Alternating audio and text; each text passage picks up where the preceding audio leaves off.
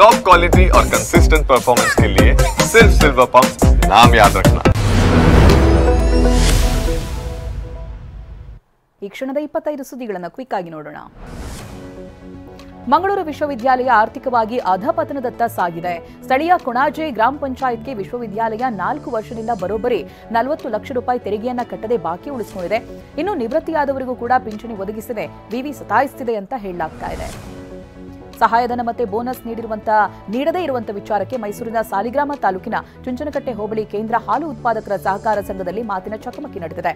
ಮಹಿಳಾ ಸದಸ್ಯರು ಕಾರ್ಯದರ್ಶಿ ಪ್ರಭಾವತಿಯನ್ನ ತರಾಟೆಗೆ ತೆಗೆದುಕೊಂಡಿದ್ದಾರೆ. ಪ್ರಭಾವತಿ ವಿರುದ್ಧ ಅಕ್ರಮ ಆರೋಪ ಕೂಡ ಕೇಳಿ ಬರ್ತಾ ಇದೆ.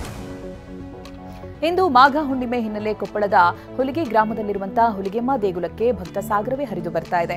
ರಾಜ್ಯ ಸೇರಿದಂತೆ ಆಂಧ್ರ, ತೆಲಂಗಾಣ, ಮಹಾರಾಷ್ಟ್ರ, ಗೋವಾದಿಂದಲೂ ಕೂಡ ಭಕ್ತರು ನಸುಕಿನ ಜಾವದಿಂದಲೇ ಹುಲಿಗೆಮ್ಮ ದೇವಸ್ಥಾನಕ್ಕೆ ಆಗಮಿಸಿ ದೇವಿಯ ದರ್ಶನ ಪಡೆಯುತ್ತಿದ್ದಾರೆ.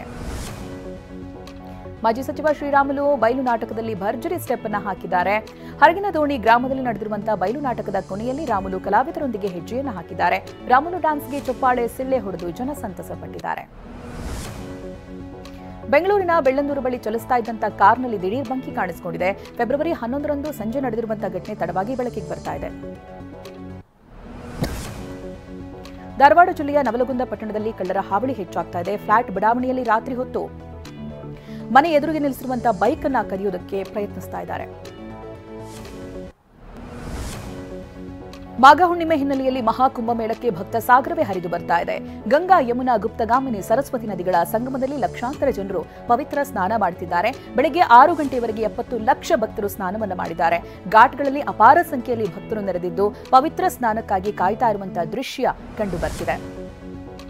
ಕುಂಭಮೇಳದಲ್ಲಿ ಹೆಲಿಕಾಪ್ಟರ್ ಮೂಲಕ ಪುಷ್ಪವೃಷ್ಟಿ ಮಾಡಲಾಗಿದೆ.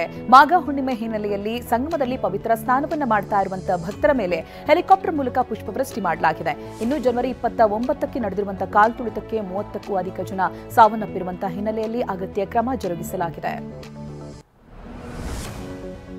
ಪಂಜಾಬ್ ಸಿಎಂ ಬದಲಾವಣೆ ವದಂತಿಗೆ ಮಾಜಿ ಸಿಎಂ ಕೇಜ್ರಿವಾಲ್ ತೆರೆ ಎಳೆದಿದ್ದಾರೆ. ಆದರೆ ಪಂಜಾಬ್ ಸಿಎಂ ಸ್ಥಾನದಿಂದ ಭಗವಂತ್ ಮಾನ್ ಬದಲಾವಣೆ ಇಲ್ಲ ಅನ್ನೋದಾಗಿ ಸ್ಪಷ್ಟಪಡಿಸಿದ್ದಾರೆ. 2027ರ ಚುನಾವಣೆ ಗಮನದಲ್ಲಿಟ್ಟುಕೊಂಡು ಕೆಲಸ ಮಾಡುವಂತೆ ಸೂಚಿಸಿದ್ದಾರೆ.